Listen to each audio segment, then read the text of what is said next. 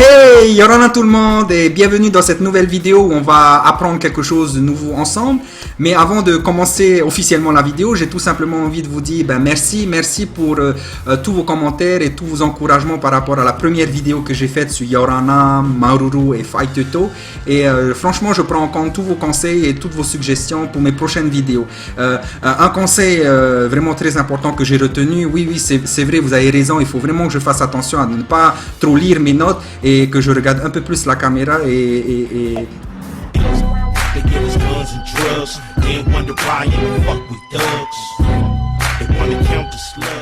Alors le thème de cette vidéo, ce sont les accents tahitiens. Pourquoi est-ce que j'ai décidé de faire cette vidéo sur les accents? Tout simplement parce que je sais qu'il y a beaucoup de monde qui se demande mais c'est quoi ces accents tahitiens? Je comprends carrément rien, Joe. Alors, ces accents qu'on retrouve en Reo Tahiti, ça s'appelle techniquement des signes diacritiques. Alors, aujourd'hui, nous allons voir les signes diacritiques de l'Académie tahitienne, mais dans une prochaine vidéo, nous allons également voir les signes diacritiques de l'Église protestante Mahoy, parce que l'Église protestante Mahoy a son propre système d'écriture. Mais en fait, c'est quoi ces signes diacritiques là, hein? À quoi ça sert? C'est pour faire joli, c'est pour décorer et tout. Et en français, est-ce qu'il y a aussi des signes diacritiques? Non, pas, hein? Et si en français aussi, il y a ce qu'on appelle des signes diacritiques. Alors, je vais prendre deux exemples. Premier exemple, le mot élève. Élève, comme vous le voyez, élève, il y a un E accent aigu, un accent aigu et un accent grave. Eh bien, ces deux accents-là, accent aigu et accent grave, ce sont ce qu'on appelle des signes diacritiques. Et vous voyez très bien en français, si on enlève ces signes diacritiques-là, ça donne quoi? Ça donne élève. Et vous imaginez si je fais une phrase sans ces signes diacritiques et que je dis « j'ai 6 élèves ». Deuxième exemple en français, le mot « garçon ». Vous voyez, garçon s'écrit avec un CCD. Eh bien, l'ACD, c'est un signe diacritique. Vous imaginez un peu si on enlève le petit truc, l'ACD, là, le hein, ça donnerait quoi? Ça donnerait garcon. Donc, vous savez maintenant que les signes diacritiques existent aussi en français et dans d'autres langues. Pour revenir au tahitien, en tahitien, le signe diacritique en fait exprime à l'écrit un son particulier. Vous êtes bien d'accord avec moi que quand je dis « ah » et « ah », ça n'exprime pas, ce n'est pas tout à fait le même son, n'est-ce pas? Eh bien, la mission, allez, on va dire la mission du signe diacritique, c'est d'exprimer ces variations qu'on entend à l'oral, de l'exprimer à l'écrit. C'est-à-dire qu'à l'écrit, quand on va regarder le mot écrit, grâce au signe diacritique, on va pouvoir savoir, repérer que, ok, ça, cette lettre a tel son et l'autre lettre qui comporte un autre signe diacritique peut-être comporte un autre son. Voyons à présent ensemble le détail des signes diacritiques utilisés par l'Académie tahitienne Te Wharewana. Mais avant, il faut savoir que, en tout cas dans le cadre de l'Académie tahitienne, les signes diacritiques se placent toujours derrière une voyelle ou alors au-dessus d'une voyelle. Mais un signe diacritique ne se place jamais derrière une consonne ou alors au-dessus d'une consonne. En parlant de voyelles, est-ce que vous savez combien est-ce qu'il y a de voyelles en tahitien? Il y en a 5.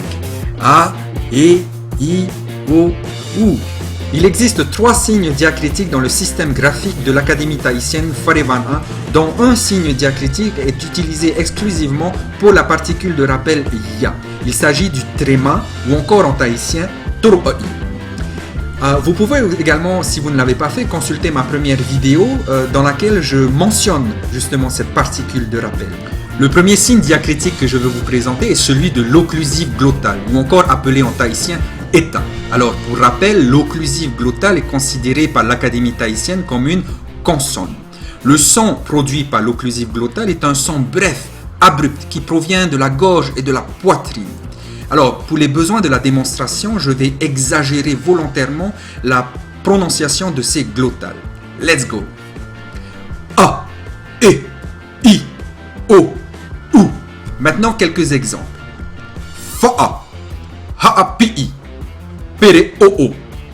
À présent, je vais vous démontrer que la présence ou l'absence de l'occlusive glottale est importante. Pour cela, je vais prononcer 3 paires de mots où le sens varie considérablement en fonction qu'il y ait une glottale ou pas. Ready? Let's start. Pa, pa, moi, moi, ata, ata. Le signe diacritique suivant, usité par l'Académie tahitienne Farevan 1, est celui de la voyelle longue, ou autrement dit en tahitien, tarava. Le tarava produit un son doux et surtout continu. Il n'y a pas de son sec, abrupt, contrairement à l'occlusive glottale. Le son est, encore une fois, doux et surtout lent. Il tient dans la longueur. A, E, I, O, OU. Maintenant, quelques exemples en termes de mots. Maru, Pahi, Marara. Tout comme pour l'occlusive glottale eta, la voyelle longue tarava peut changer le sens des mots. Je vais prononcer une série de mots pour illustrer justement la variation des sons et des sens. Prau, parau, pupu, pupu, taura, taura. Et enfin, pour terminer, il y a aussi ce qu'on appelle la combinaison, les combinaisons, c'est-à-dire l'utilisation simultanée sur une voyelle ou sur des voyelles, à la fois de la glottale et de la voyelle longue. Le son qui est émis est à la fois un son bref, abrupt, à cause de la glottale, mais en même temps, le son doit tenir dans la longueur. A, E, I, O, OU. Maintenant, quelques exemples en termes de mots. Iita, Uri, Auri. Attention, là aussi, les sons et les sens peuvent varier considérablement en fonction des combinaisons. Par exemple, ou, a-ou, a-ou. Voilà les copains, c'est tout pour aujourd'hui. J'espère que vous avez compris ce que j'ai essayé de vous expliquer aujourd'hui. Les signes diacritiques dans l'académie, au niveau de l'académie tahitienne, il y en a 2, principalement 2, plus la combinaison. Premier signe diacritique, comme on l'a vu, l'occlusive glottale, eta. Deuxième signe diacritique, la voyelle longue, tarava. Et enfin, le troisième, qui n'est pas vraiment un signe diacritique, mais plus une combinaison des 2 premiers, c'est-à-dire le eta et le tarava à la fois. Voilà. J'espère que vous avez aimé la vidéo. Et si vous avez aimé la vidéo, n'hésitez pas à partager la vidéo et à liker la page. Marurut Farereira, Yaurana, Enatu Terho.